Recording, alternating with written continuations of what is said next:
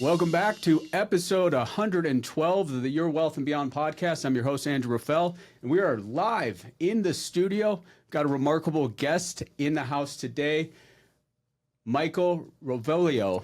Did I pronounce that correctly? Roviello. Okay, we're going to start that over again. Roviello. Yeah, Roviello. 3, 2, 1. Take two. Welcome back to the Your Wealth and Beyond podcast, episode 112. I'm your host, Andrew Rovellio. Today we've got a remarkable guest. We're going to be talking through today on some of the intersection of health and wealth and Michael's journey along the way. So Michael, welcome to the show. How are you today? I'm doing well. Thank you. Thanks for having me. So the Your Wealth and Beyond podcast, it's about helping entrepreneurs, but also individuals find their purpose, get on a good track. And your journey from where you started to where you are today is incredible.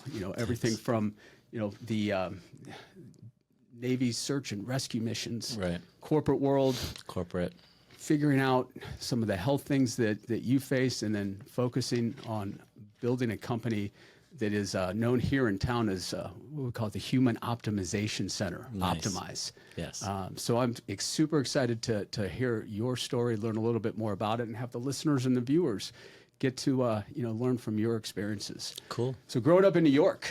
Yes. Queens, right? Yeah. Born and raised in Queens, Italian-American family, and joined the military when I was 20. Yep, I was 20. In 1999, I was 20. And then the military took me many places. My first stop was Great Lakes, Illinois. That's where Navy basic training is. And then right after Great Lakes, Illinois, I was in aviation. And so all of the Navy's aviation programs, schooling, rescue swimmer school, aircrew school, aviation warfare school, that's all actually in Pensacola, Florida, which is a northwest tip of Florida. It's right next to Mississippi. And so I got an opportunity to live there for about a year, going through a variety of different trainings. And in that phase of your naval career, you've been selected for the job, but you have to pass the schools. And so a lot of the schools are really just trying to weed you out at that point and make sure you're a good fit for that program, make sure you're physically fit, mentally fit, emotionally fit really for the job, especially for search and rescue. So a lot of pressure. It's like a pressure cooker in there because you're starting classes with big groups, and then by the time you graduate, there's a lot less people failing for either physical readiness, mentally, they're just too challenging, or academically, actually, because a lot of the work that we were doing as well was hunting and tracking submarines, and it's very technical when you get into the world of trying to find giant ships underneath the ocean. So it was a great experience. So what led you down that path? Was it just something that you had this passion for, or did you just fall into, I'm going to go military? Yeah, that's a good question. At that time, I was 20 years old.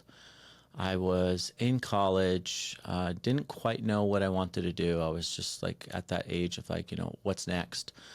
Working different jobs. I think at that time I was a bartender, working construction during the day, and also going to school. And I was really trying to get into like the fire departments. So I thought I was going to be like a New York City fire department, working for the fire department. And I had this opportunity where this Navy guy, he found me actually in a bar one day in the afternoon. I was like, what are you doing here? Why are you having a drink in the afternoon? And he's like, have you ever thought about the Navy? I said, kind of here and there. But it really wasn't something that was like on my radar. In New York, growing up very blue collar, in that sort of setting, everything was about like, go get a good job, good pension, good benefits, go work for the union, very much like that's what my family was kind of like pushing me towards. So the Navy really wasn't on my radar. But I had a great conversation with this guy, and he made it seem like, hey, listen, you take a test, you go down to MEPS is what they call it in Brooklyn, you see how you score in the test, and based on your score, we can see what types of jobs you would qualify for. And I didn't realize how many jobs were in the Navy. I mean, the Navy has everything you can think of, from people who cut hair to engineers and nuclear engineers. And obviously you have the special warfare program, SEALs, and you have divers. I mean, it's very diverse. So I was like, why not? Why not go and see what's available? And in my mind at that time, I was like, well, maybe I could join the Navy, go work on planes, become like some sort of like jet mechanic or something like that, get out, move back to New York, and then work at the airport. And so that's what I had. That was just like a seed that was planted. Like, okay, that could be like a good career path for me at that time. And so I went down there and I took the test, and I did well.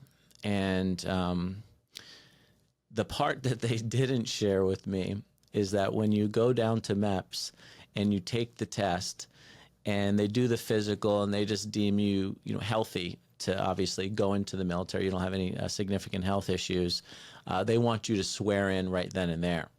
And they wanted me to leave 5 days later. And I'm like, This is moving a little fast. This is moving a little fast. I just came to take a test to see how I scored, maybe go back home, talk with my family, think about it.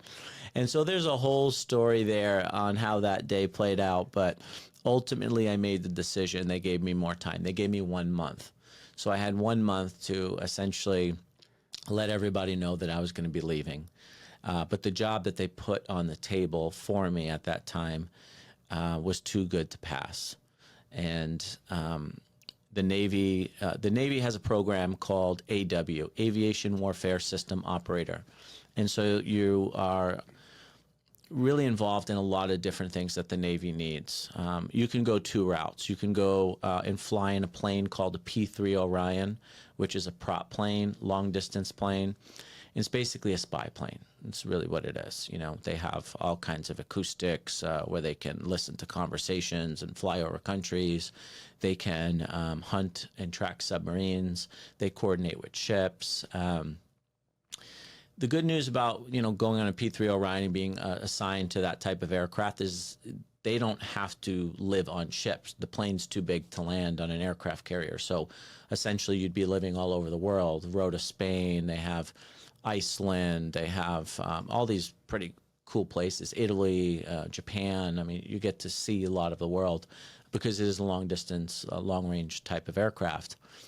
And so that was on the table. And then the other job that was on the table for me based on my scores, and I was, in good shape at that time, was the helicopter program. And so you are doing a lot of the same things that the P-3 Orion is doing, but you're doing it in a helicopter from the sky. But helicopters are attached to ships. So when the ships go out to sea, you would go out with the ship as well. But this job was more physically demanding because you had to go through Navy Search and Rescue School. And essentially that would be something that you would have to learn and do those types of flights. And some of those flights are in middle of the ocean, at nighttime. There's shipping, a lot of shipping going on from Asia to the west coast of the United States. There's lots of things happening out in the ocean. And so we are the only search and rescue unit that's able to handle those types of calls because the Coast Guard is managing and monitoring the coast. So once you break, certain miles outside of the coast, it's like no man's land out there. No one owns that territory. It's all open. And so the U.S. Navy has all their exercises. And so I had the opportunity to do that job, overseas. And we could talk a lot about the different elements of that job. And so the adrenaline that you must have in that job, how at that point, is it where you're just that cortisone, everything's just flowing on a daily basis? And how do you keep yourself centered when you're in a position like that? I was having a conversation the other day with my girlfriend about this, and I was really reflecting back on my time and just realizing how crazy of an environment it was. But it was just so normal to us, and you get used to that. In the beginning, everything's about competition. It's all about competition. Me and you are in the same class. We want to both graduate. We're going to have to compete to meet the qualifications of the program. There's certain swims, runs, push-ups, sit-ups, pull-ups, all those things. But also they want to see how you operate under pressure. It's not just the fittest guy in the room. The fittest guy in the room could be a dum-dum. You have to be smart too. And you're operating in helicopters that have equipment and acoustics. I mean, you're literally hunting for submarines. So in the beginning, it was all competition. It was all readiness. But it was kind of beautiful because it was kind of like, I almost felt like a professional athlete. I was like, wait, professional athletes get paid to be in shape. And then, of course, they have to perform when it's game time. Our job was the same way. Like all day long, it was like study, exercise, go to the pool, get your laps in, go to gym, work out, go on a run. That was like part of your job. Where in everyday life with us, right, it's like we carve out time for the gym. It's like, oh, I will go to the gym either before work or after work. In most cases, entrepreneurs are a little different, but it's not necessarily part of the job. In the Navy, it was part of the job, and I love that. You would just be like, all right, I'm going to the pool. I'll be there for 3 hours today, and I'm going to work on, my swimming routines. And so they kind of treated you like $1 million racehorse in many ways, which was great. And so we had, food, we had the facilities, we had great coaches and trainers, and everyone was really getting us prepared to get through the school system, to graduate, and then ultimately get assigned to a helicopter squadron where we would be, doing the function of the mission. And, every squadron has different needs. An aircraft carrier pulls out to sea. When an aircraft carrier pulls out to sea to go on a 6-month deployment, they leave with 5,500 people and 80 planes. I mean, that's a floating city. And you'll be on that ship for 6 months. So ultimately, we would fly all of our helicopters onto that ship, take all of our personnel, our mechanics, our administrative people, our supply people, our ammunitions people, every aspect of what's needed for that mission. And we all live together now on the ship, in a sense, together, and perform the needs for the Navy, whatever that might be. And this was during Afghanistan? Was this wartime? I came in prior, so I was in 99, so there's no wars going on. Everything was pretty quiet.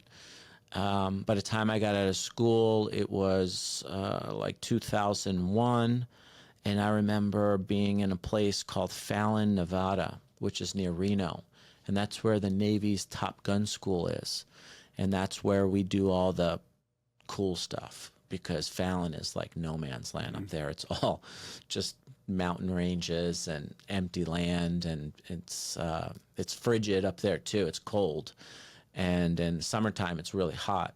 And we were out there for about a month. I think we landed there in about August, and that's where we get to work with all the special forces, the Navy SEALs. And so we get to do coordinated strikes with them. We get to do live missiles, work with live missiles, shooting Hellfire missiles. And we get all of our wartime qualifications out there. That's where we basically practice for war. So I'm relatively new to the Navy, just got out of school, got assigned to my first squadron. I'm at the bottom of the food chain, in our squadron, because I'm just one of the young bucks learning my way. And sure enough, I woke up that morning. My mom called me, believe it or not, and she's like, "Did you see what's on the news?" Pulled up the news, and I saw that the towers were attacked. And sure enough, we had a meeting shortly after. They basically called the whole unit. They stopped training. All training kind of ceased on the base. All of the bases went into this kind of crazy lockdown state at that time.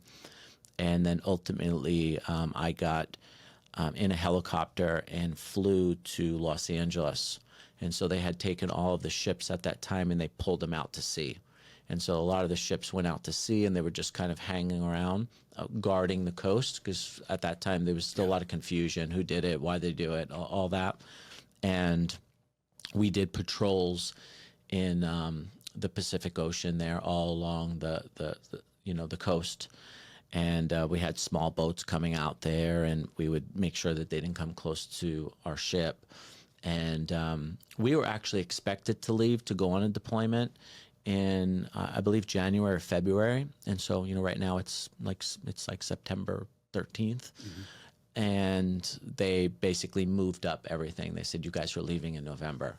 So I had to get my will together, get my life together, pretty much get ready to go to war, which, you watch it on TV, you don't know what it's going to be like. And sure enough, we deployed in November. So we actually got to Afghanistan. We were the first aircraft carrier battle group to get there. And we got there in November of 2001. So we were at the beginning of the war, and we spent 8 months in the North Arabian Sea, which is right outside of Pakistan and India. It's that body of water right there. And yeah, it was wild time. And then you decided, though, it was a great experience, but it wasn't this. You weren't going to be a lifer. On the ship, you have a lot of time to yourself when you're not flying and working. So I was reading a lot of books. I was very much interested in investing, and I was like, what's next for me? Just reading. And I just became obsessed with reading, and I would literally go to the library on the ships and just read whatever they had, And a lot of times it's all donations, so I would just read old textbooks from the 90s or something like that, that were really meant for classrooms. And I would just read them from start to finish like a book. And I became a little obsessed. And I was really intrigued by, the idea of getting out and learning business and making money. I was really intrigued by that. So when my contract was up, the Navy was working really hard to keep me. They actually wanted to send me back to Pensacola to become a rescue swimmer instructor for the schoolhouse. And that was basically trying to weed out new recruits that were getting into the program. Since I was senior, I had now been to 2 wars. I had some medals, I had experience, I had moved up in rank and all that. But I made this decision that I was going to get out. And part of that was because I came to visit Scottsdale, Arizona, on one of my weekend leaves. I think it was like a Thanksgiving holiday. And I came to visit Scottsdale, and I had a friend out here who I grew up with him in Queens, and I was just so impressed with this place. I was like, my God, it's beautiful. There's like great landscape, people, restaurants, the nightlife, everything was like really nice. Visually, it looks very different than New York. Visually, it looks very different than San Diego. So I just really, something about the desert really called me. So I made the decision that I would separate. I would move to Arizona. I would buy a house in North Scottsdale, which I did at the age of 25, and I would start my life here. Yeah, I moved out here in '01. Same feeling. I still remember the memories of driving around and seeing the mountains. Yeah, it's like, wow, this place is like and I remember even the song that was playing, and still 25 years later, I still feel, it's not as but right. like this is a beautiful, it's a beautiful place. Has a calling. Yeah. So then, you get into this place. That was a crossroads. It's either you become this life or working, sure, long term. Yeah. So you make that decision. And then you enter corporate world, and you're starting to all the successes on the outside. It's like he's doing all the things. He's got the house, right, good job, right. But what were you feeling inside after a couple of years of doing that? Did it feel like this was what you were supposed to be doing? Well, there's a lot of things going on at that time. I always tell people the Navy gave me a tremendous amount of confidence. Think about it. As young men, we don't go through rites of passage anymore. It's not really part of the experience. Tribal cultures, there was rites of passage. Now you just go to college. That's kind of like the rite of passage. And so by going through the Navy, going through rescue swimmer school, becoming a rescue swimmer, actually flying real missions, traveling and visiting countries all over the world, learning about their cultures, hanging out with people from all over the United States. I mean, culturally, we're very different, We're just very different. I'm from the Northeast. I'm from Queens. I mean, people have a general idea of how that environment is from movies. But I was roommates with people from really small towns in Alabama. So just like the United States it's its own culture, depending on where you grew up, whether you're a Midwest, Northwest, California kid, Florida kid, Northeast kid, So I had a lot of confidence. So I came out of the Navy feeling really good in the sense of like I can accomplish anything. And I had this burning desire to want to go back to school and get a degree. I was always frustrated with the fact that, in the military, you can only go so far without a degree, and so there's officers enlisted. And so when I got out, I was like, I'm going back to school. I want to get a degree. I want to, make something of my life. So I came out with a lot of confidence and ready to take on the world. But I had all these problems that were kind of stirred up inside of me that I really wasn't dealing with. And essentially I was just numbing, alcohol and those types of things, and just like putting it to the side, and just more focused on success.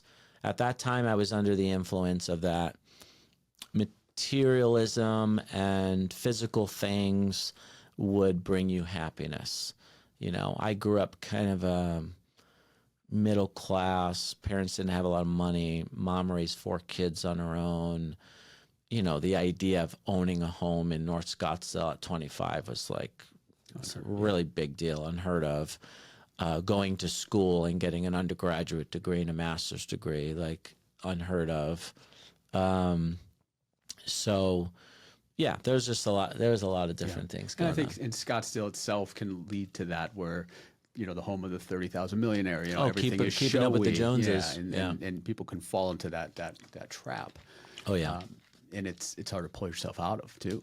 Oh yeah. So, especially in 2004. Remember, everything was like gangbusters. Like all the homes were selling like super fast. Is that when you bought your home in 04? So yeah, I bought it right at the peak. I bought it right before it got crazy. Yeah. I got lucky. Oh, you got lucky. So you missed it. Yeah. Yeah. And then everything started going crazy, and people were bidding on homes, and I remember hearing all about that. And then a few years later, we had obviously the big bust. So was some of the mental things you were going through, was that from like PTSD from the work in the military and the Navy? I think what happens is, as human beings, we have a lot of unresolved issues. A lot of them stem from childhood. So there's like all these different dynamic with your parents, dynamic with your siblings, how you grew up, the programming. It's all programming. We're first part of our life, we're literally just like sponges downloading and creating these programs. And some of those programs will serve you well, and some of them will not. So there's always an element of that. And then you go into the military, and the military has their own programming. And so they're trying to wipe everything clean from where you came from, because it doesn't matter anymore.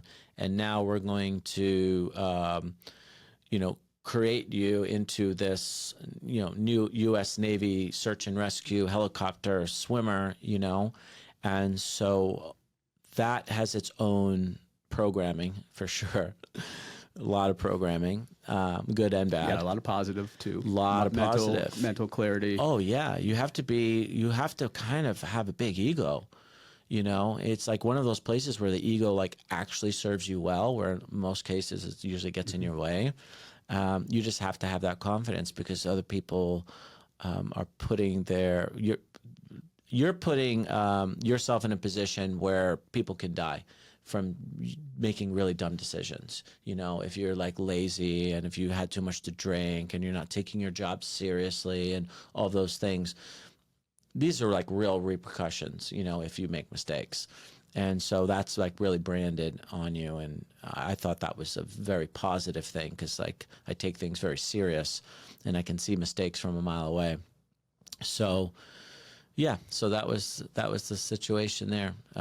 Mainly just working in the Navy, trying to figure out what programming made sense for me, and what programs I needed to remove. Yeah. So you're doing all the things that look right externally, physically fit. People like, he's successful, but then you're starting to numbing it with alcohol, whatever else.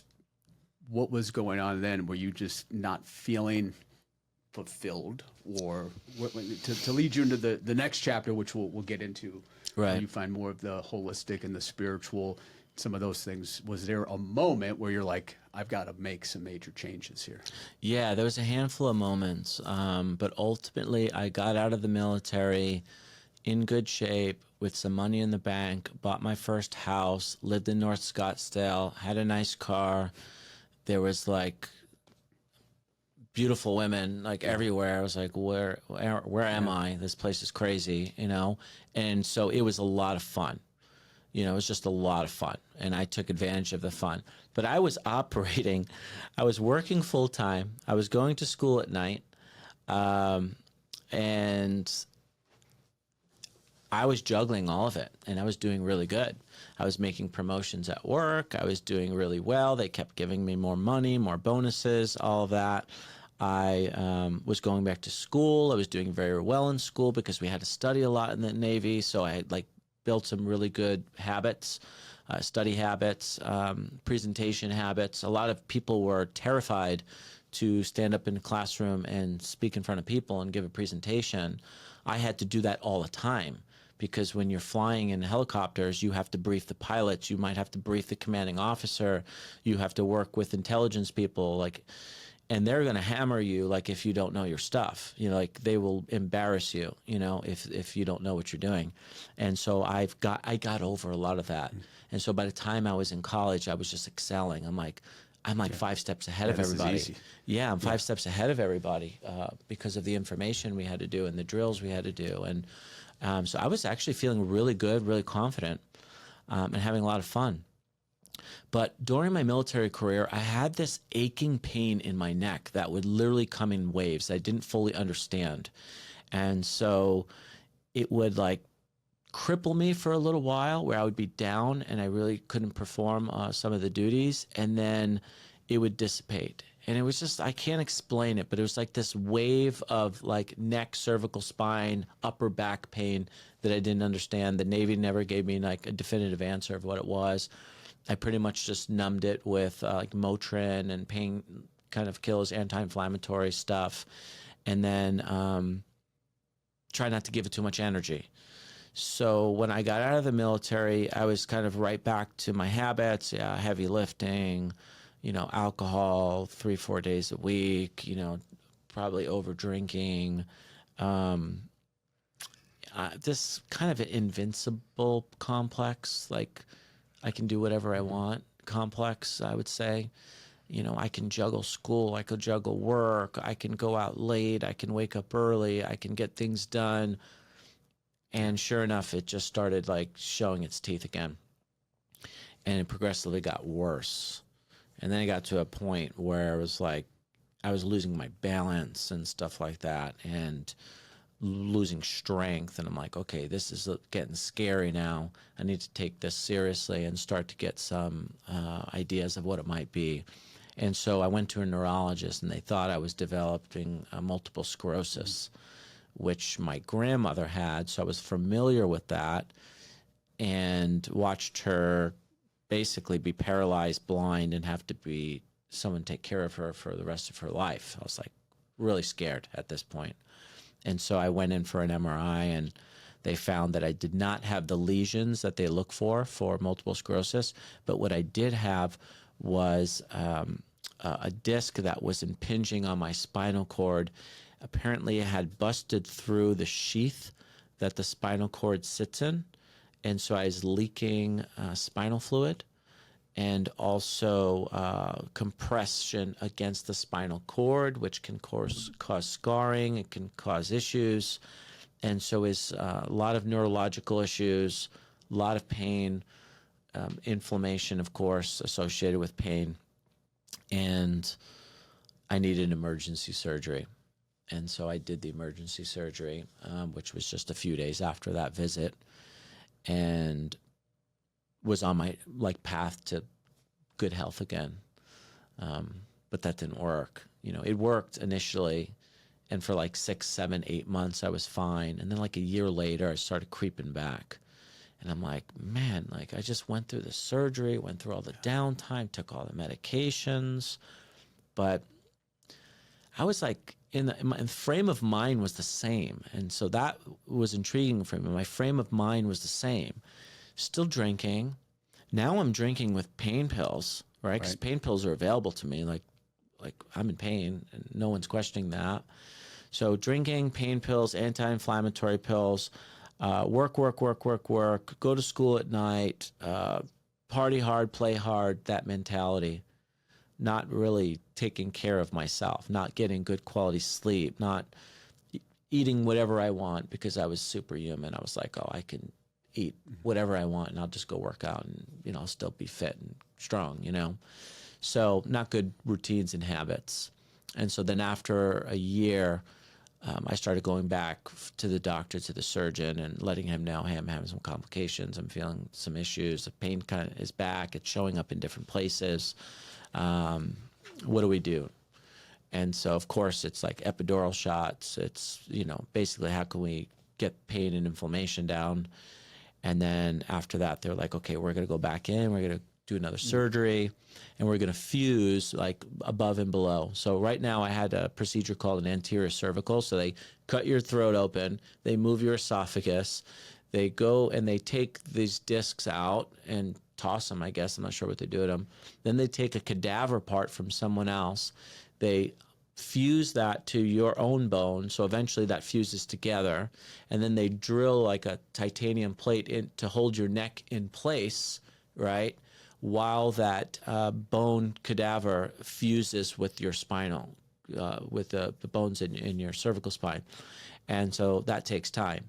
And so what they're going to do is remove discs above and below, put more cadaver part, and then probably increase the metal plate. So I'm like, my whole neck is going to be basically titanium at this point.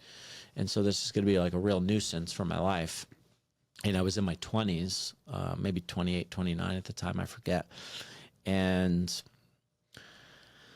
that was just like, oh, okay, I don't want to do that again. There's certain people that come into your life at different times. So there was somebody who came into my life at that time that was like planting little seeds of like wellness and meditation. And I decided that something just told me very strongly inside to say no to this surgeon, that I don't want to do the surgery, don't schedule me, even though I had the insurance and the money was going to be like financially like not a problem because, it's all covered. Something told me don't do it. And so I just went down this rabbit hole of trying to find non-pharmaceutical, non-invasive solutions to solve my pain. And it all stemmed from a book that I read called The Mind-Body Prescription by Dr. John Sarno. And it was all about back pain and the mental-emotional connection of back pain. He calls it tension myoneural syndrome. And so I was intrigued by that. And so I decided that I was going to explore that. But I understood the principles of the book of like how mental, emotional shows up as pain in the physical body. When your nervous system is in fight or flight, that's supposed to be very temporary. And so if you are in a situation, like let's just go back to like our ancestral kind of ways, our body's designed this way, you go into fight or flight, you are either going to fight something or get out of there in a hurry. And so the nervous system is designed to relocate and allocate blood to extremities, to fight or flight, right? Run or punch. Or kill, right? And your nervous system is what they call like in a high sympathetic tone, which means that it's essentially on high alert. And so then there's all of these hormonal activities that occur in the body. And there's also adrenaline that occurs in the body. So that is okay and healthy for that situation. If you are operating in fight or flight throughout the day and that's how you're spending a good part of your day, you're going to run into a lot of health issues. I think that's a big problem in our society. I see it all the time. And so you have blood actually being rerouted because the body thinks it's in danger. And so it's like reallocating blood. And so you have areas of the body that are essentially not getting good oxygen, not getting good blood flow, not getting good red blood cell delivery. And so now you have these essentially hypoxic areas of the body. And when you look into the connection between pain and hypoxia, they go hand in hand. And so I was having a lot of issues. I understood the fundamentals of the book, but I said, what do you do about it? what can I do about it? How do I reverse this? And so that's really what got me into mental health, emotional health, spirituality.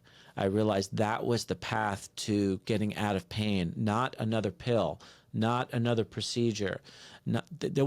I've done it all. I used all the resources that were available to me to mitigate these issues. And the one area that I didn't want to explore was like mental health. I mean, at 28 years old, like who wants to go sit and have a conversation with a psychiatrist or something like that? Plus, you've got the ego going. You've got all the things that were built up in you from the military. Right. Very hard to Oh, yeah. You have to unwind that. Yeah. You have to unwind childhood. And also, there's like all my military friends had tons of horror stories of like being on all these crazy medications. Oh, bipolar medication, anxiety medication, depression medication. It was like a whole cocktail of different things that they were complaining. They're like, I don't even know who I am anymore. And so I would hear stories like that. I knew guys that were like really struggling, I knew guys who'd taken their own life. And I was like, well, I want to be careful about that. I don't want to be on this whole cocktail of different, mental health drugs. So I really just started to explore different things that I was finding in different books. And there was certain books that I was reading at the time that were super influential. Eckhart Tolle was one of them, talking about the power of the mind, present moment. Future thinking leads to anxiety and anxious thoughts. Past thinking leads to depression and ruminating about things that you could have, should have done. Your powers in the present moment. How can you develop, a routine or practice to be more present? And I was like a go guy, New York guy, military guy, trying to move up in this corporate world that I was in at the time. Juggling way too many things. There was no slowing down, no chill out, no present anything, really. So that was really important. I read a lot about genetics through a guy named Bruce Lipton, which was talking about epigenetics and how our environment is really important because our perception is always shaping our environment. I mean, you and I could get on a plane tomorrow and maybe you fly daily. It's very routine for you. You're a business guy. You have to go to different cities. So getting on a plane is not scary at all. Where maybe I have fears around flying and I perceive flying to be very dangerous. And I don't like being out of control because I'm not the pilot and I'm not flying the plane, and that plane could just fall out of the sky and there's nothing I can do about it. So a lot of people feel really like out of control when it comes to the fear of flying. And so we're getting ready for takeoff and you're calm and relaxed and maybe reading a book, and my heart's pumping. So I'm having a physiological response. My hands are sweaty and I'm probably having a bit of anxiety. And that's just from perceived danger. I'm actually not in danger. It's perceived danger. And so we are walking around with that tool happening all the time, that operating system, really. I'm perceiving things very differently than you, and you're perceiving things very different than me. And that's having an impact on our DNA. It's having impact on our cellular biology, our hormones, our adrenaline responses, our nervous system, all through our lens of perception of just how we see the world based on our experiences. And so that's just part of the human experience. And so I was very intrigued by that. So I was like, well, how can I start to change my perception and I guess reduce the intensity in my life and find beauty in things and find instead of finding fault or things that need to be fixed, because we all know people who are like fault finders, like they just can't help themselves. Like they just come in a room, they're like, oh, that's a problem, that's a problem, that's a problem. That's what they feed themselves. That's their lifeblood. Right. And it could be helpful, right, in certain jobs, in some aspects, right, if you're like doing inspections or something, but it can also probably really get in the way, relationships and family and whatnot. So I wasn't necessarily like a huge fault finder, but like I just had these different elements that we all have. And I was like, okay, how can I look at things differently and perceive things differently? And I just started going down rabbit holes, like learn about meditation, like everyone was saying, every book you read is like, meditation's so great and it's wonderful and we should be doing it. And every time I tried to meditate, I was like, this is miserable. Yeah. I'm just like thinking about what I need to do later. I'm not getting the joy of what everybody's really talking about. So I'm not seeing this as like a value add, but I know there's something here because people who I respect are all talking about it. So I tried doing the float tanks, the salt water float tanks, sensory deprivation tanks. And that really helped me to understand, oh, this is meditation. Oh, okay. Got it. I get, And so I started to go down that rabbit hole. And then spirituality was an important part too. And we could talk about that because like I grew up Italian American Catholic. Like grew up in the church, but I kind of just like left that to the side and just went about my life. And I would probably go to church when someone got married, someone died, I wasn't really putting energy into that. I think that's actually a really important part of health too now. So yeah, a lot of different things were going on. So then with the spirituality meditation, did you have somebody besides you trying to self-learn it? Did you have any mentors, any guidance? I know part of you went over to the Amazon for a little bit. Right. That came later though. That was later. Yeah. Okay. So what was this more of a you teach your own? You're doing it. Did you have any guidance to help you get to where you knew you needed to be? But it was my love for history, culture, anthropology, just my love for understanding people. Now, I grew up in a very unique area. I grew up in Queens, New York. It's probably one of the most diverse places in the world, just because it's a landing spot for many immigrants who come from all over the world. So you have parts of Queens that are Russian, parts of Jewish, Italian, Irish, you name it, Greek, Polish, like everything is there. And I grew up in that, and that was really cool.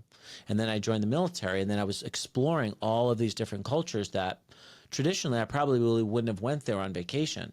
So I spent time in Guam, and I spent time in Saipan, and I spent time in Hong Kong and Japan and Singapore and parts of the Middle East. Just really got to see a wide variety of different examples of how people live. And so I was really interested in culture and people and psychology, actually. And that was really important for me because I felt like, okay, well, I grew up, I was raised Catholic. I didn't really give anything else a chance, I was just like, oh, this is your religion. Like, that's what we do. We're Italian. That's what we do. Okay. So I just started off with a clean slate and I said, okay, I'm going to explore spirituality, but not necessarily from the lens of religion, and just see what ancient cultures and ancient people like had to say about it. And so I was really interested in like Native American culture, especially living here in Arizona. And, if you really take a look around and you look at the names of things, you're like, oh, this is all like native names, And I'm like, what was their story? What happened to them? Obviously Europeans came here and, there was obviously big land grab and all that kind of stuff. But like, what do they have to say about health? What's their perspective on what happens when we die? What are their remedies for mental health, physical health, that kind of stuff.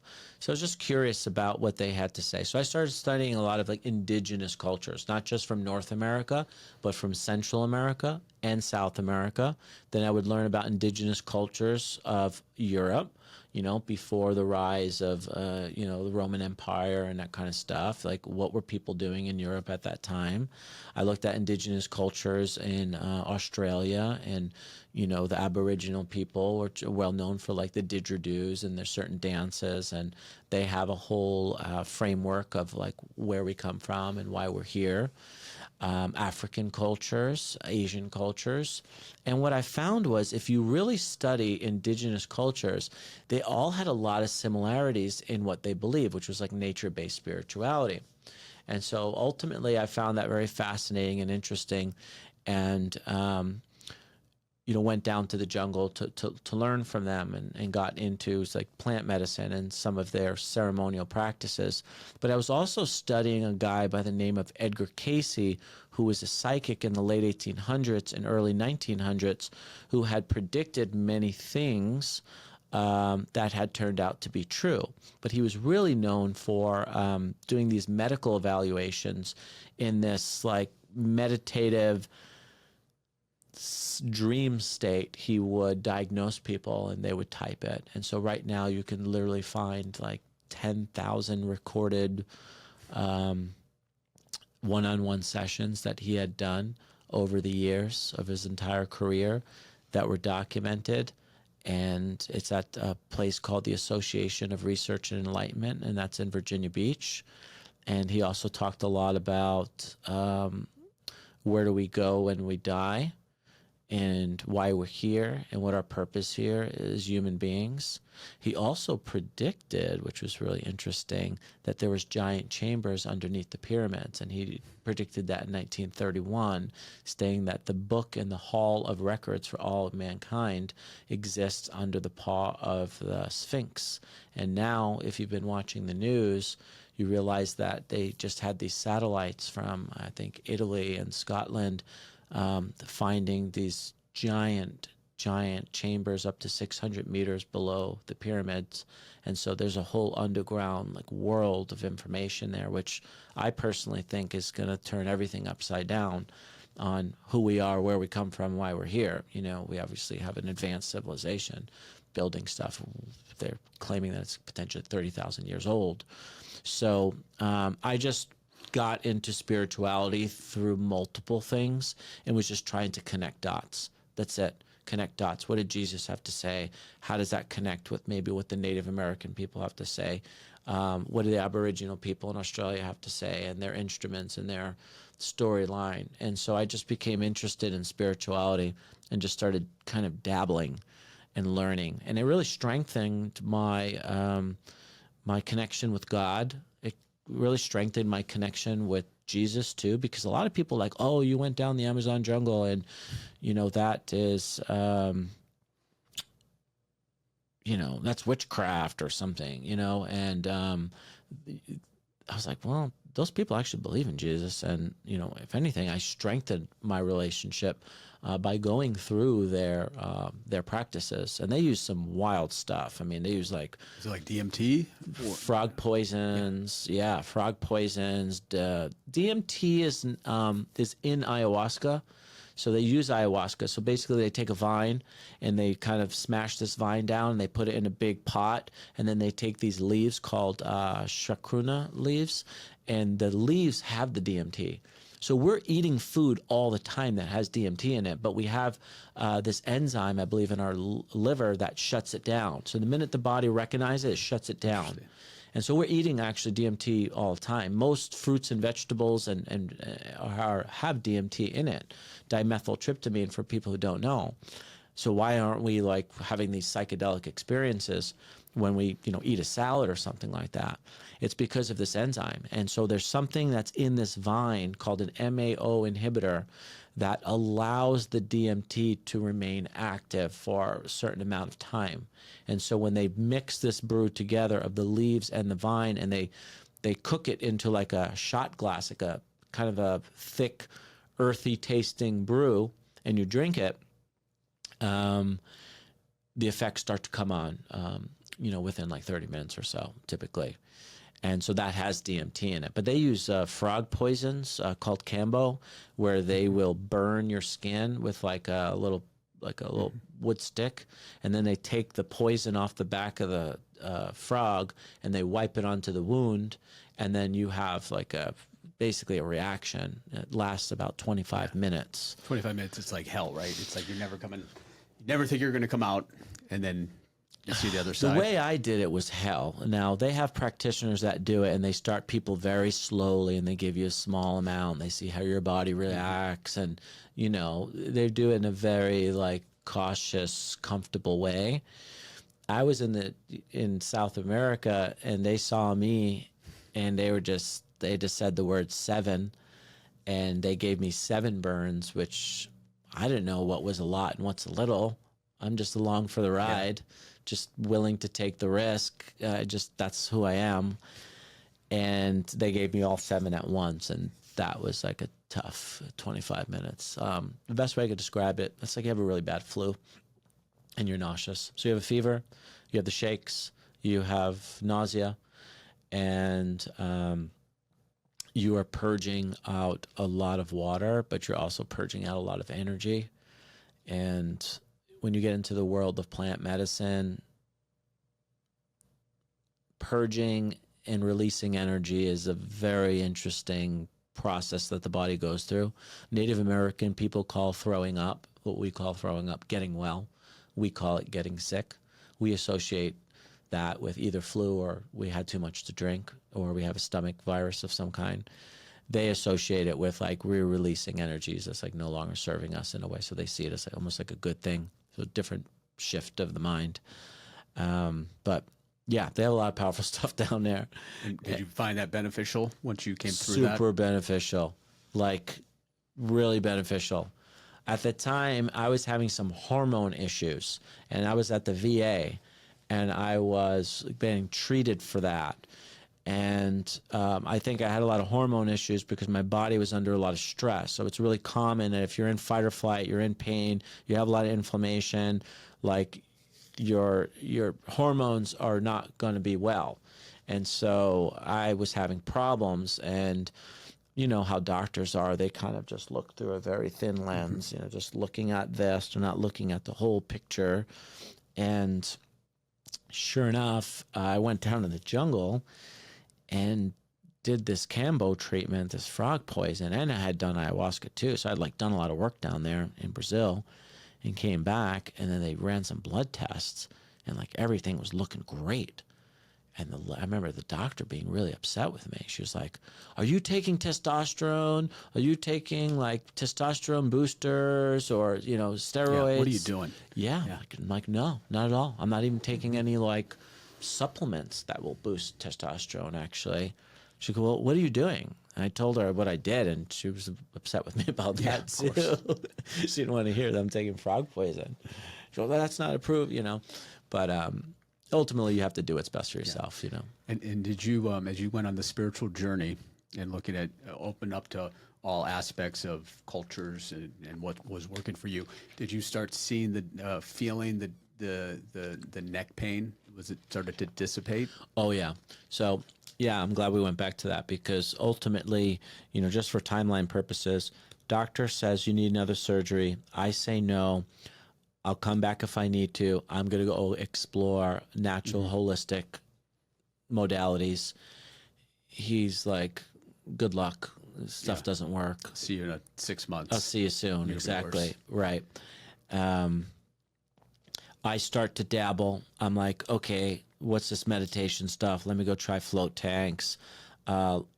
Let me start saying no to a lot of invitations that I'm getting. That actually was probably the most effective. Like, hey, the golf tournament's going on in North Scottsdale. We're going to go out on a bender all day. Like, you coming? No. Yeah. I'm not going. The power of no. Have fun, guys. Yeah. I'm not going. Hey, we're all going to so-and-so's house, and, you know, we're going to have a barbecue and drinks, and no. Just no. Just no. Any situation where it's going to be a lot of people and a lot of drinking, and you know how that goes. When you're in bars or restaurants or whatever, there's a lot of people drinking and a lot of people, there's just a different sort of energy. And so I just didn't want to be around the energy anymore. It's like, didn't have room for it in my life. So that was really helpful.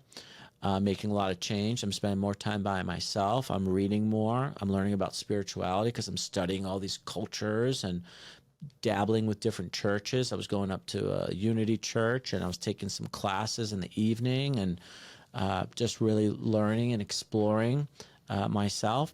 And I started to make the connection. When I'm living my life really intense, I'm go. I'm not taking real care of myself by like having good routines and rituals. I'm just powering through life, actually. That's when it flares up. and that's where the problems are. And so I would always look back at when I was in the most pain, and I would evaluate, well, what was going on in my life at that time? Oh yeah, you were having like issues with the girlfriend, and you were hanging out with this girl and hanging out with that girl, and you were staying out late. You know, like I was living messy, you know, when I was in the worst pain, essentially. And so I really just learned how to just calm down, slow down, not have to say yes to everything, really just find my why and everything, like what I really wanted to do, not showing up because somebody else wanted me to be there. I think we get lost in that. At least I did. You know, emotionally, people would invite you and you would say yes, and then you'd be like, oh, why did I say yes to that? I do not want to go. Yeah, people pleaser. You know, yeah, I do not want to go to that situation. And so I started learning things like human design and like how to actually respond to people in a way where it's, you know, like for me, it's very important for me, what I've learned over my studies and time, self-reflection, is if somebody invites me to some sort of invitation, I need to actually process it and then respond. Like giving them a quick answer is most likely not the best route for me. So I just do a better job of evaluating how I respond and get involved in things, which has been actually really helpful. So let's talk about the evolution then of how you co-founded Optimyze in 2018, 2019. Right. You created, I call it one of the OGs of now with this in 2025. It's commonplace on every block. Right. And it's great that it's out there, and it's I started going Optimyze in 2019. Right. It's not a placebo effect. But with hot and cold and building this community that you and Jesse did, as now you've found your calling, you've got your health, you've got your real focus on who you are. Right. And it took time. It takes time. And a lot of people don't go through the work you did, and they end up just living that life. Right. You look back, if you would have found that earlier, maybe you didn't need that first surgery. Right. Sarno and that. Howard Stern's a big Sarno fan, and he talks about that all the time. And that's how I found him. Yeah. So those of you that are having back issues, neck issues, please find, and that book will be in the show notes, but please read that book because a lot of it is the psychosomatic. I think everything's psychosomatic. The more you dive into psychosomatic, you realize all this disease, all these pain, all these issues, it's actually all rooted in the mind first. And then it's finding its way to the body. So it's like the more you actually lean into addressing mental health and changing like negative thought patterns, like that's going to translate into good physical health. You can't have one without the other. So it's really powerful stuff, but it's the part that most people don't want to address. It takes time. It's the hard part. It's the hard work. There's no quick fix. It takes time. Yeah. So for the viewers and listeners that have heard of cold therapy and hot, the combo between the dualities, can you explain just high level some of the powerful benefits that come from what you saw, what you helped you first, and then you created this wonderful community of aligning that with your vision and your passion for helping people find their true path? Yes, of course. In 2017, I started working for Wim Hof. I became very intrigued by his story, mainly through documentaries I have found about him.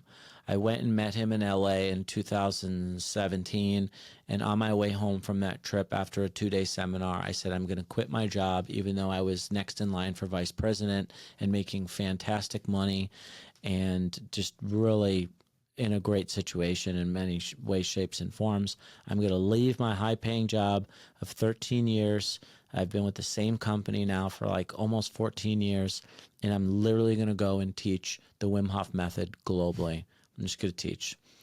And there's a story to that has to do with an ayahuasca ceremony that I sat in probably 3 years prior to that decision.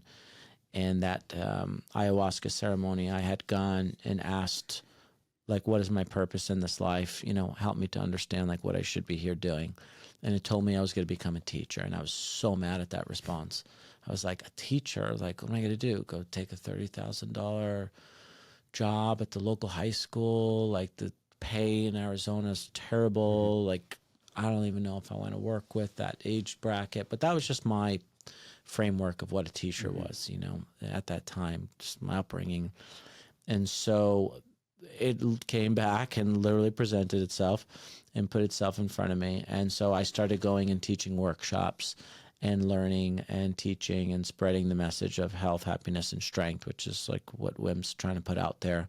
But it's much deeper. You know, we can easily talk about the science, and everyone loves the Andrew Huberman stuff, and I do as well, about the science of how cold plunging works. And really what you're doing is you're just giving your body stress. So exercise is well known, well accepted that it is good for us. But if you really look at what exercise is, it's stress. You know, think about it. You hike Camelback Mountain, it's stressful. Your heart rate's increasing, your blood flow's increasing, your respiratory rate's increasing. There's some danger aspect. There's some danger aspect to it. You're going to have muscle soreness. You're tearing muscle, right? Because you're working out your legs, getting up that mountain. And so that is what they call hormesis. It's a hormetic stressor. And so our body is designed and primed for stress.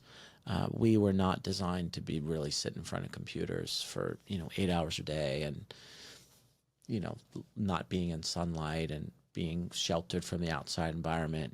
This suit that's been developed, this amazing suit that we have, has been developed over thousands of years to adapt to the natural environment. I mean, it's no question that, people who live near the equator are darker, and people who live further away from the equator are lighter. It's a simple adaptation to the sun. Sun is radiation. It's powerful. People who live near the equator, or cultures near the equator, they build melanin, and they build this natural sunblock to prevent harmful radiation, especially over time, especially if you're working outside. People who live in the northern climates and come from ethnicities of Norway and England and Scotland, well, they're super light skinned because there's not that much sunlight. So their body's trying to capture as much as possible, to synthesize that into vitamin D production, which is one of the most important vitamins in the entire body. It's actually so important that God said, we are literally going to allow your body to create it on command just by going outside. You don't have to hunt it and find it and eat it or pick it from a tree like vitamin C or something like that. You're literally going to synthesize it. And so that's why it's so important that, and that shapes the different tones and skin colors of the human race. Literally just adaptation to the sun. It's crazy. Now, Wim Hof's message is very much about getting back into nature, connecting with the nature, respecting nature. It's very kind of like an indigenous message, if you really look at other cultures. And so the power of cold plunging is literally putting your suit into harsh environments and learning and allowing your body to go through these natural adaptations that occur. And that's what makes us stronger, more resilient, and also has the health outcomes too. So, I was recently watching this movie. I don't know if you saw it yet, American Primeval. It's on Netflix. It talks about how life was like in the 1850s in Utah. 1850 was really not that long ago. It's our great-great-grandparents or something like that. But it was harsh. It was frigid. It was cold. They were sleeping outside in tents. They were sleeping in small little cabins with no insulation. People were always cold. Wintertime in the United States or Europe, we're always cold. I mean, you're warm sometimes, maybe if you're sitting by the fire at night. But if you're working in the cold, you're waking up in the cold, you're walking in the cold, you're hiking in the cold. If you're on a horse, you're cold. So the body is really designed for extreme temperatures. And so it has systems inside the body that do what's necessary to keep the body warm. So anytime you put yourself in cold water, let's go back to cold plunging. Well, what's happening when you get into that cold water? Your nervous system is going, it's firing up, into a more fight or flight, because ultimately cold water is dangerous. If you fall in a frozen lake, like, you better get out of there soon, especially if it's wintertime out, or else you're going to have hypothermia and you're done. So cold plunging is a little bit different. We're doing it in this controlled environment, safe environment, right? It's, the temperature is normal out in the room, and you're getting into cold water, but the body is still responding as danger. So nervous system increases, right? Fight or flight, sympathetic tone. With the high sympathetic tone of the fight or flight, blood flow is now going to start moving towards the middle, the interior.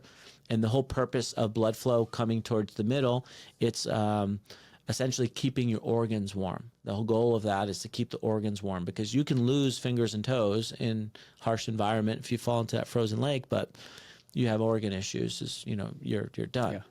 So the body's so smart, it redirects blood flow to the core, which is actually one of the benefits from that, because you have all of these red blood cells that are literally moving, redirecting blood, right, from the extremities, toes, feet, nose, ears, and redirecting that to the organ. So it's kind of like flushing the organs of all this fresh, new oxygenated blood, which, red blood cells carry oxygen, right, and deliver them to the cells. So there's that happening in the body. So that's like the science of what's going on. Nervous system increases. Your body starts to produce something called norepinephrine, also known as noradrenaline. And it's a fight or flight hormone. And so it immediately shifts your mood. I mean, if you ever think about a dangerous situation, if you're in a dangerous situation, you don't have any capacity to think about, what's on my schedule next Wednesday, and I need to make that appointment, or I need to follow up with so-and-so, or I should have gave my dad a call last week. All of that fizzles. It's very right here, right now kind of mentality. And so noradrenaline has an effect on our mood instantly. You get a big increase in dopamine. There's this big spike in dopamine. They say it's about 250% increase, but it's something that kind of stays elevated versus just like a quick kind of fix hit. And so there's a dopamine response, a noradrenaline response, a fight or flight response, a redirecting of blood flow, a dampening or suppressing of inflammation in the body, an increasing of white blood cells. White blood cells are what, roam the body almost like Pac-Man and look for pathogens and problems, right? So you're getting all of these different things that are occurring, which can be translated into health benefits. But really what they are is just physiological adaptations to the environment that you're currently in. So the body's designed to be cold. We were designed to be cold, especially northern cultures. You have DNA from, say, Germany or, Northern Europe or Europe in any case. The body's really designed for that. So the Wim Hof has really just shown people that reconnecting with nature, that there's good stress and that the body actually needs more stress. And that kind of gave cold plunging this powerful boost of people all over the globe following his words, following his protocols on cold showers and cold plunging and getting out into nature, and that the mind and the body is much stronger than we think it is. And you look at the Finnish culture. They've been doing it in Norway and Finland. I mean, this is part of their culture. Right. So you hit it on the head. Like going into a 37-degree tub, the breathing is key. Me telling my organs they're going to be okay. Like I'm literally, you have to tell the body, right, calm it, we're going to be okay. What now, I always would do 2 to 3 minutes. You see some people that, I'm going to do it for 6 minutes. Is there, I don't want to get into too much of the minutia there, but sure, just as on that end, is that do any benefit for you once you're at that 4 or 5 minute mark in a 38-degree? Well, there's different benefits that are occurring really at different times. When you first get into cold water, if you ever notice when you're getting in the cold water and the water gets above your heart, you get that like response, right? And that's like your nervous system really firing up. And so there's benefit in the shock of that moment, okay? And that's when a lot of adrenaline is released, and you're essentially stepping on the gas pedal of the nervous system. Now you learn how to breathe, right, and slow your breathing down. And so what are you trying to do? You're in that cold water. Your heart rate is now elevated. Your brain waves are elevated, what they call high beta brain waves. And so your brain waves are now elevated, your heart rate's elevated, and your respiratory rate is elevated. Well, that sounds a lot like panic attack. You know, if you just want to compare, it's like panic attack. And do you want to stay in a panic attack for 2 minutes? No, it's not very comfortable. You want to navigate out of that panic attack. That's what makes cold plunging so special, because our society really sucks at stress. They just suck at it. We are triggered over everything. We are emotionally like fragile. And especially with technology today too, it's making it even that much worse. That whole no one's present anymore. Right. And, you know, we have all kinds of uppers and downers to basically affect our mood on a daily basis, right? Coffee's this, energy. I mean, look at the energy drink industry. I mean, that goes to tell you what is going on with our society. If that many people need the energy drinks, like what's happening here? Why don't we have energy? Why don't we feel good? So cold water has a lot to offer in training for stress training, learning how to balance your nervous system, learning how to slow down the mind, because we're always in this like anxious, high state, alert kind of mode, triggered, you know, impulsive. Somebody texts you and it's like you impulsively text them back right away. That's all high beta brainwave states. That's all like reaction, fight or flight. It's designed that way. React quick, get out of danger, fight, get out of danger. It's a survival mechanism. But when we're operating our whole day like that, it's like not good for us. And that's translating into all the health problems, autoimmune, you know, like all the issues that you see. And then you get on those scripting drugs, and then it's just this domino. But where is it all stemming from? Here. It's all here. It's all impulsive, anxiety, depressed, you know, all of those things wrapped up into that. And then when you don't have enough sleep, like you have sleep issues and you have energy issues, it's like cascade, right? It's just a cascade, just like problems. So back to cold plunging. The question you have for me was about duration, and that's a common question that you get. Here's what I have to say about duration. 55 degrees and below is plenty cold. Even 60 degrees, it could be plenty cold. Your body's going to adapt to that faster. There's no science that I have found, and maybe it's out there, that colder is better. Maybe there's something out there, but it hasn't really been brought to my attention that like you need 32 degrees or else. So I think anything between that, you know, freezing cold 32 and 55 is plenty good, as long as you're having the reaction. When you get into the water and you're just like, oh, this is fine. This is nice and cozy and warm. You're not getting the stress response. So then you might have to lower the temperature a little bit. So that's different for everybody, right? That's different for everybody. For you, you've been training with cold plunging. 38 might be great for you because that's cold enough to give you that reaction, where if I put you in 58-degree water, you're like, yeah. But over time, if I put you in 58-degree water and I say sit there for 5 to 10 minutes, no problem. It'll be no problem, but you're also going to start getting cold. Like your body temperature is going to start dropping, obviously, because water extracts temperature very quickly. And so higher temperature, longer duration is really good for fat burning. So if you're trying to burn fat, I would say we'll go with warmer water. Longer duration, where your body then is converting the visceral fat into fuel to essentially warm itself up. If you're looking for a lot of the stress training, mental health benefit training, like a little bit colder, 37 to 42 or somewhere around there. So it really depends. So it's like something you just play with and you learn and you adapt, but never overdo it, because your goal is to give it a little bit of stress.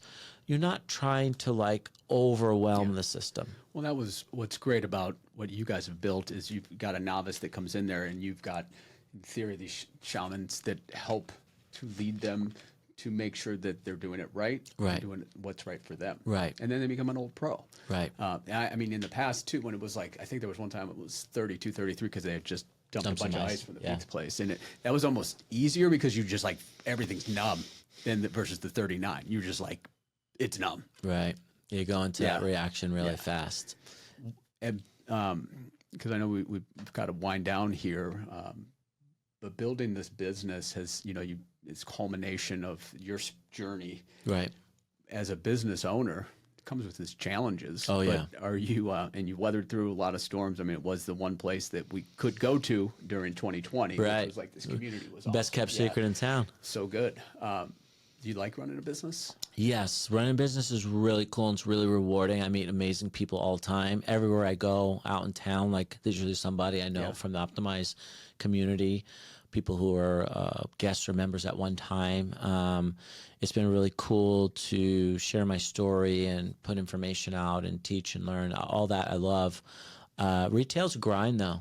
We're open 7 days a week. And there's always questions and there's always, things that are coming up.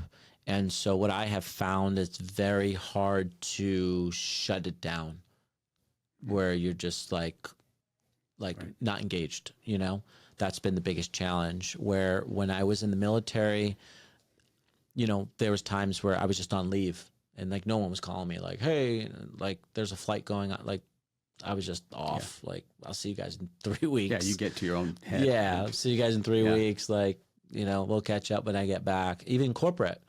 As busy I was, and the title that I had as a senior director of operations, like on the weekend, people didn't bother me. Monday morning it was like game time. Monday, Tuesday, Wednesday, Friday was kind of chill. Like that's like corporate culture, right? Retail is different. Entrepreneurship's different. It never ends. And so has this really tested my boundaries. You really have to learn about creating boundaries with your staff, creating boundaries with your business partner, creating boundaries with customers and clients. Otherwise, you will work 7 days a week, 15 hours a day, nonstop. Yeah.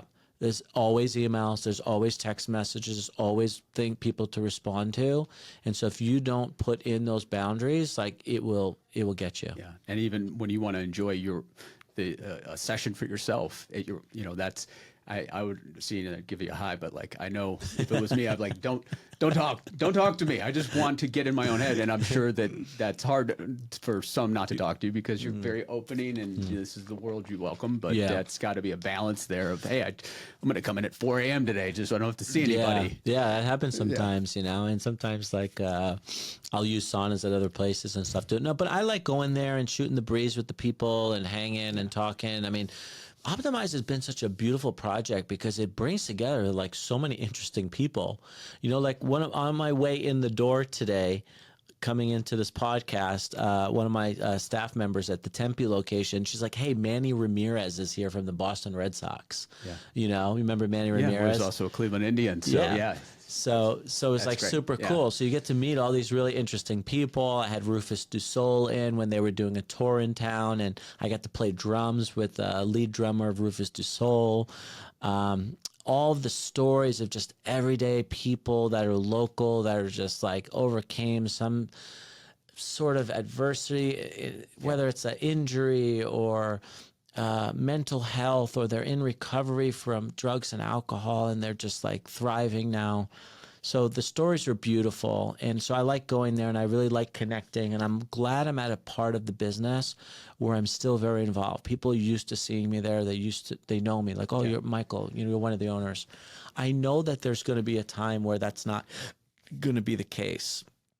Let's just say I have, Jesse and I have these in like multiple cities around the country, which, is what we're really working on. I can't be there. I won't be as involved. So I'm kind of just cherishing that element of it now, where I can be and I can know people and their faces and their stories. But ultimately the next chapter is teaching people how to really do what I do. Yeah. And that'll be a lot of hard work. Oh, yeah. Yeah. But it'll be fun. It's tough. Yeah. It's got to be interesting too. You probably have had some mergers, people that have relationships that have formed from coming to your, actual, people getting married from. Tons. Yeah. Dude, we have 4 marriages already. 4 marriages. I went to one of the weddings. Another couple who met organically through that program, they just had a baby. So they're like, oh, this is our Optimyze baby. They joke, all the time when they come in. Optimyze is the godfather of the baby. Yeah. And so we've had organic relationships meet. networking, business deals, friendships, like so many beautiful stories have come out of that. And that's what I really love about Optimyze. That's like my favorite part of it because, you know, I went to many gyms over the years and tried lots of gyms, big box gyms, small gyms. I went to different yoga studios, tried out yoga. There was no community in anything. People don't talk to each other. People wouldn't connect with each other. People would literally go in, they would put their mats down and boogie at the end. Women were like sweaty because they just got done with yoga class, so they're like all insecure, like they don't want to like talk to anybody. You know, Optimized, people don't give a shit. Yeah, it's all open. Yeah, it's like people don't care. You're in a bathing suit, you know, like not everybody's in like the best shape, you know, but it's just like a place where people feel comfortable, and that's really important to me. You've created the environment, and you've got the people that you hire and the music that you have playing, the smells, all of it is built upon this purpose of having people open up. And the people that are going to come there are going to be a lot of it, you know, different walks of life, but like-minded. But but open-minded. In most cases. Well, this has been incredible. Your story, your journey. We could have probably talked another hour. This is like a stern, interview. It could have kept going, but we appreciate all you're doing in the community. Looking forward to seeing the future success of how you grow Optimize, but more so get the messaging out there of health is not, and wealth is all correlated to finding your purpose, doing what makes you happy, not looking at, you know, just trying to numb yourself and, you know, look within. And that's what a lot of people need to spend that time. And that's something that Optimize and some of the therapies, and doesn't mean you have to go to the Amazon jungle to do all those things, but it can work for some of you. So find Michael, our power. Yeah, the power is there. So appreciate you coming in, spending time with us. All the show notes will be ways to reach out to Michael, his messaging, Optimize. And if you don't live in Phoenix, find an establishment until an Optimize is out there, and you know, find something that makes you happy and grounded and gives you that spirituality that'll help you take to the next level. So appreciate it. Happy planning, everybody. We'll see you next episode coming up later this month. Remember to like and subscribe, and send this to somebody that you think will benefit from it. We'll talk to you real soon. Thanks. Awesome. Thank you. Nice work.